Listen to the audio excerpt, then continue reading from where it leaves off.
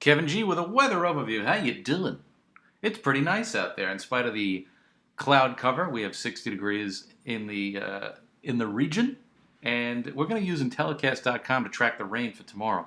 The heaviest of the rain will be gone by the mid-afternoon hours. This is not going to be an all-day rain event, and we'll take a look. Now, you can see on the radar near the Delmarva that there's actually some rainfall starting to develop, and that rain will be making its way north as we progress through the night.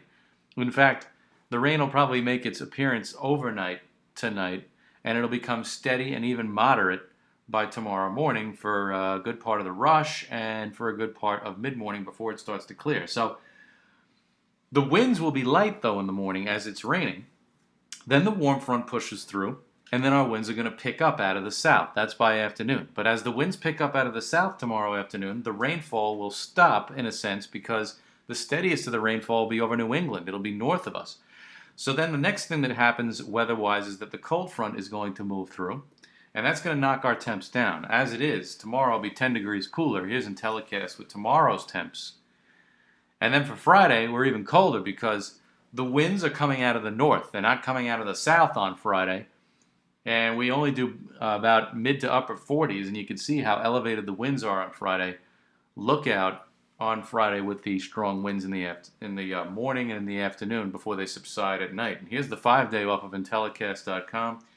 You can see we try to make a run at 60 on Tuesday, but then the next big weather story starts to infiltrate our area in the form of pretty cold air for this time of year. In fact, the polar vortex is back. It is going to make an appearance next week. The big Arctic air, the most notable Arctic air, will really be over the northern plains and the northern Great Lakes, and it may even trigger some lake effect snow.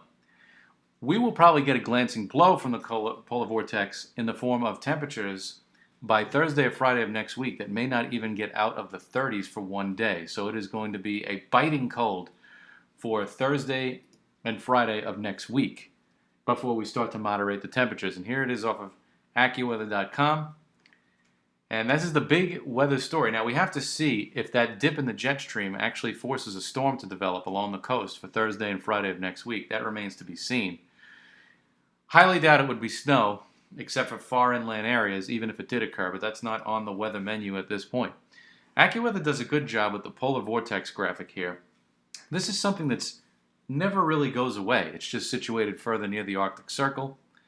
But if you've read the winter overviews that I've put out and a lot of the material that I have online, I think you're going to find that we will have a lot of visits from the polar vortex this year. We will have a lot of snow and a lot of cold to deal with over the next 3 to 4 months. I follow weather at blogspot.com and terrifically talented tweets on Twitter at KevStorm, NYC.